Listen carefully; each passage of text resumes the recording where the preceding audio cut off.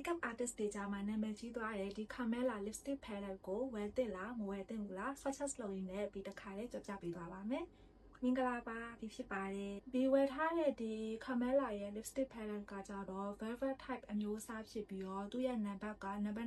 9 eternal flower ဆိုတဲ့ဟာလေးပါဆိုတော့ဒီကဒါလေးကိုဒီ swatches လုပ်ဖို့ဖွင့်လိုက်တဲ့အခါမှာဆိုလို့ရှိရင်ဒီတတိထားမိတာကသူ့မှာအနံ့ရှိတယ်သူ့ရဲ့အနံ့က makeup နံ့ပေါ့နော် makeup နံ့ရှာပါတယ်ဆိုတော့ဒီ swatches လုပ်ပြပေးမယ်အရင်ဆုံးဒီအပေါ်ဆုံးက4ရောင်ကိုဒီ swatches လုပ်ပြပေးမယ်เนาะပြီးရဲ့လက်ပေါ်မှာလေ swatches လုပ်ပြပြီးတော့မှအရောင်ထွက်မှန်မှန်အရောင်ထွက်အားကောင်းမကောင်းတစ်ချက်ကြည့်ကြည့်မယ်ဆိုတော့အပေါ်ကဒီရောင်လေးကိုရှုမယ်ဟေးနောက်တစ်ရောင်လေးကိုဒီရှုမယ်နောက်ထပ်တစ်ရောင်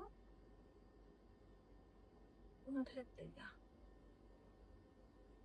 โอเคဆိုတော့ဒီ4ရောင်ပေါ့နော်ဒီကဒီအပေါ်ဆုံးက4ရောင်ကိုပြီးရဲ့လက်မှာစမ်းပြပေးထားတာပေါ့နော်အရောင်ထွက်အားကတော့အားလုံးမြင်တဲ့အတိုင်းပဲအရောင်ထွက်အားကောင်းတယ်ပြီးကြလို့ရှိရင်အရောင်လေးတွေကလည်းလှတာကိုတွေ့ရတယ်ဆိုတော့ဒီ4ရောင်ထဲကမှဒီကအရှင်ဦးဆုံးအနေနဲ့ဒီဒုတိယအရောင်လေးဒီအရောင်လေးကိုဒီအရောင်လေးပေါ့နော်အဲ့အရောင်လေးကိုပြီးနှာခမ်းမှာစုပ်ကြည့်ကြည့်မယ်လက်မှာတော့အရောင်ထွက်မှန်တယ်နှာခမ်းမှာဆိုလို့ရှိရင်ရောဘယ်လိုဖြစ်မလဲဆိုတာကိုတစ်ချက်ကြည့်ကြည့်အောင်နော်ဒီဒုတိယဟာလေးကိုရှုလိုက်မယ်ရှုပြီးတော့ဒီနှာခမ်းမှာစုပ်ကြည့်ကြည့်မယ်နော်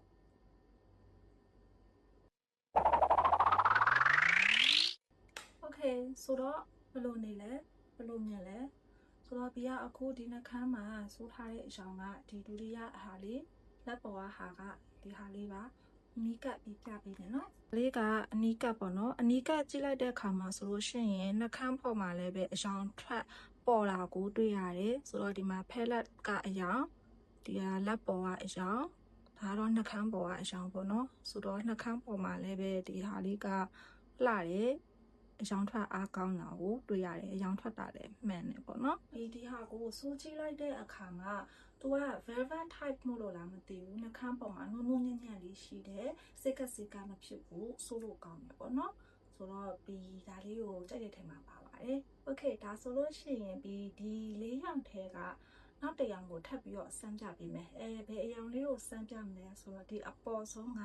ဒီအရောင်လေးကိုပြီးထပ်ပြီးတော့စမ်းပြပေးမယ်နှာခမ်းပေါ်မှာဆိုတော့ဒီဟာလေးကိုပြီးအရင်ဆုံးဖြတ်လိုက်မယ်နော်ဆိုတော့ဒီအပေါ်ဆုံးကဒီအရောင်လေးကိုဒီအရောင်လေးပေါ့နော်အဲ့ဒါလေးကိုပြီးနှာခမ်းမှာထပ်ပြီးတော့ဆိုပြပေးပါမယ်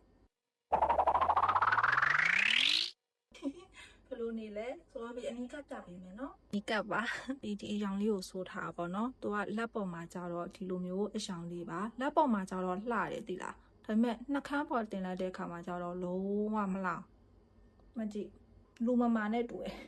လုံးဝမလှဒီအခုဆိုးထားတဲ့ဟာကဒီအရောင်လေးပေါ့နော်မြင်တဲ့အတိုင်းပဲသူကကြတော့လက်ပေါ်မှာလှတယ်အရောင်ထွက်တာလည်းလက်ပေါ်မှာတူတူပဲဒါပေမဲ့နှာခမ်းပေါ်တင်လိုက်တဲ့အခါမှာကြတော့လုံးဝလူမမာရော့လို့ထွက်သွားတာပေါ့နော်အဲ့လိုမျိုးလူမမာအရောင်ဖြစ်သွားတဲ့နှာခမ်းမိမျိုးဆိုလို့ရှိရင်တော့ဒီကနှာခမ်းမိအနေနဲ့မသုံးဘဲနဲ့ပါးနီအနေနဲ့သုံးပါမယ်ဒါဆိုလို့ရှိရင်တော့လှမယ်လို့ပြီးထင်တယ်ပေါ့နော်ဆိုတော့ဒီ lipstick palette ကိုလေဒီဗီဒီယိုတွေတင်တဲ့ဟာကိုလိုက်ကြည့်တဲ့အခါမှာဆိုလို့ရှိရင် makeup artist တွေကနှာခမ်းမိအနေနဲ့တင်မကဘူးသူကဒီပါးနေအနေနဲ့ရော control နဲ့လုပ်တဲ့အနေနဲ့ရောမျိုးစုံသုံးတာကိုတွေ့ရတယ်ပေါ့နော်အဲ့အတွက်ကြောင့်မလို့ဒီ palette ကနှာခမ်းနေ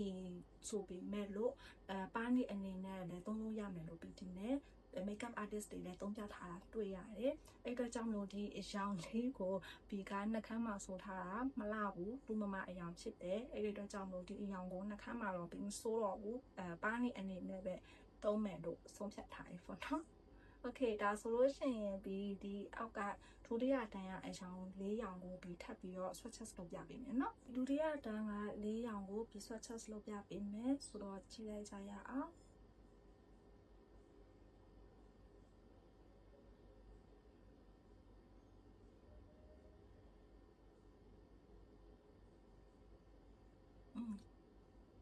တော့ပြီးအနီးကပ်ပြပေးမယ်เนาะ ဒီမှာဒီ4ရောင်ပေါ့နော်ပြီးဒုတိယတန်းဟာလေးကိုလက်ပေါ်မှာ swatches လုပ်ပြပေးထားတယ်ဆိုတော့မြင်တဲ့အတိုင်းပဲဒီ palette ထဲမှာ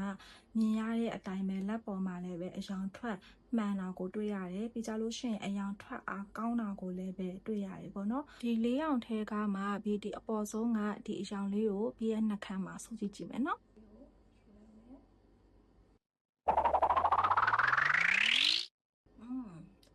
ဆိုပြီးပါပြီဆိုတော့ပြီးအနီးကပ်လေးပြပေးမယ်နော်ပြီးဒါလေးကိုဆိုထားတာပါလက်ပေါ်မှာတော့သူကဒီလိုအရောင်လေးနှာခမ်းပေါ်မှာတော့သူကဒီလိုအရောင်လေးထွက်တယ်ပေါ့နော်ခုနကတော့ကအရောင်နဲ့ရှင်းလိုက်လို့ရှိရင်ဒီအရောင်လေးကိုပို့ပြီးတော့ကြိုက်တယ်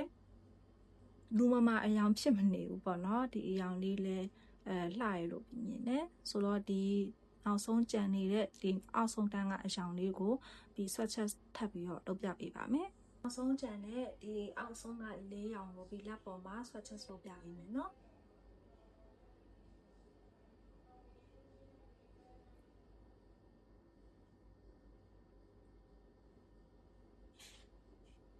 ဆိုတော့ဒီအနီးကပ်ပြပေးမယ်ဒီနေ့တိုင်းပဲအရောင်ထွက်အားကောင်းတယ်အရောင်ထွက်မှန်တာကိုတွေ့ရတယ်ပေါ့နော်ဆိုတော့ဒီအညိုရောင်လေးဆိုလို့ရှိရင်လုံးဝအညိုစစ်ပေါ့နော်အညိုရောင်ကြိုက်တဲ့သူတွေဆိုလို့ရှိရင်တော့ဒီဟာလေးကိုတော်တော်လေးသဘောကျမယ်နဲ့တူတယ်ဆိုတော့ဒီနှာခမ်းနေ palette ကိုကလေအရောင်မထွက်မှာအရောင်ထွက်အားမကောင်းမှာစိတ်ပူနေတဲ့သူဆိုလို့ရှိရင်စိတ်မပူပါနဲ့လို့ဒီမှာမြင်တဲ့အတိုင်းပဲအရောင်ထွက်အားတော့လုံးဝရှယ်ပဲเนาะဆိုလို့ရှိရင်ဒီ4ရောင်ထဲကမှဒီအညိုရောင်လေးကိုနှာခမ်းပေါ်မှာစမ်းပြပေးမယ်เนาะဒီမှာဒီအညိုရောင်လေးကိုပြီးယူလိုက်မယ်ဒီနေ့တိုင်းပဲလုံးဝအညိုရောင်စစ်ပေါ့နော်ဒီအနီးကပ်လာပြပေးမယ်ပြီးဆိုးထားတဲ့ဟာဒါလေးပေါ့နော်လက်မှာတော့ဒီလိုအရောင်မျိုးလေးထွက်တယ်ပြီးရဲ့နှာခမ်းမှာတော့ဒီလိုမျိုးလေးပါဒါလည်းပဲပြီးနှာခမ်းပေါ်မှာအရောင်ထွက်မှန်တဲ့အရောင်ထွက်လဲလှတာကိုတွေ့ရတယ်ပေါ့နော်ဆိုတော့အညိုရောင်ကြိုက်တဲ့သူတွေဆိုလို့ရှိရင်တော့ဒီဟာလေးကို try ကြည့်သင့်တယ်ဆိုတော့အဲ့ဒီဟာကိုပြီးကဒီအရောင်လေးနဲ့ဆက်ပြီးတော့ထပ်ပြီးတော့ဆိုးကြည့်မယ်နော်လို့လေဒီအနီးကပ်ပြပေးမယ်နော်ဒီကအခုဒီဟာလေးကိုအောက်ခံဆိုးထားတယ်ပြီးကြလို့ရှိရင်ဒီဟာလေးကိုဒီအောက်နားလေးတွေရဲ့ဒီထောင်နားလေးတွေရဲ့ထည့်ထားပါတော့ shape ဖော်ပြီးတော့ဆိုးထားပါတယ်ဒီကတော့မဆိုးဘူးလှရလို့မြင်တယ်ပေါ့နော်ဆိုတော့ဒီ Camella ရဲ့ lipstick palette ကဒီစမ်းကြည့်ရသလောက်ဆိုလို့ရှိရင်သူကအရောင်ထွက်အားကောင်းတယ်ပြီးကြလို့ရှိရင်အရောင်ထွက်မှန်တာကိုလည်းပဲတွေ့ရတယ်ဆိုတော့ transfer proof ရောဖြစ်လားမဖြစ်ဘူးလားဆိုတာကိုတစ်ချက်စမ်းကြည့်မယ်နော်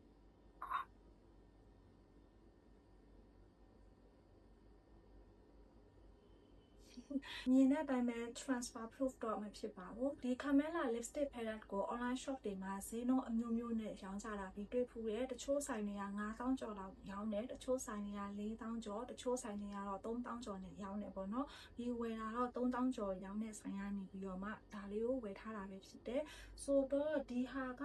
အရောင်ကစုစုပေါင်း12ရောင်ရှိရယ်12ရောင်ကိုမှ3000ကျော်နဲ့ဆိုတော့ဒီကတော့မစိုးဘူးတန်တယ်လို့မြင်တယ်အရောင်ထွက်အားလည်းကောင်းတယ်အရောင်ထွက်လည်းမှန်တယ်ဆိုတော့လေဆိုတော့ဘယ်လိုလူမျိုးတွေဝယ်သင့်တယ်လဲဆိုလို့ရှိရင်ပြီးလိုမျိုးနှာခမ်းနေဆိုးရတာကြိုက်တယ်နှာခမ်းနေအရောင်ကိုမျိုးစုံစမ်းပြီးတော့မှစိုးကြည့်ချင်တယ်ဆိုတဲ့သူတွေအတွက်ကတော့ဒီ lipstick palette ကိုပြီး recommend ပေးတယ်ဒါပေမဲ့လို့ကိုက long lasting ဖြစ်မှကြိုက်တယ်နှာခမ်းနေကိုခဏခဏထုတ်ဆိုးရတာမကြိုက်ဘူးဆိုတဲ့သူတွေအတွက်ကတော့ဒီဟာကိုအားမပေးပါဘူးမဝယ်ပါနဲ့လို့အားကြောင့်လဲဆိုတော့ transfer proof လည်းမဖြစ်ဘူးပြီးကြလို့ရှိရင် long lasting လည်းမဖြစ်ပါဘူးဒီဟာလေ okay ဒီလောက်ဆိုလို့ရှိရင်တော့ဒီ Camella lipstick palette ရဲ့ review လေးကတော့ပြည့်စုံလာပြီလို့ထင်ပါတယ်အားလုံးအတွက်ညီမလေးတယောက်လိုရောအမတယောက်လိုရောအတူရှိနေပြီမဲ့ဖြစ်ပါတယ်ဒီဗီဒီယိုကတော့ဒီလောက်ပါပဲ bye bye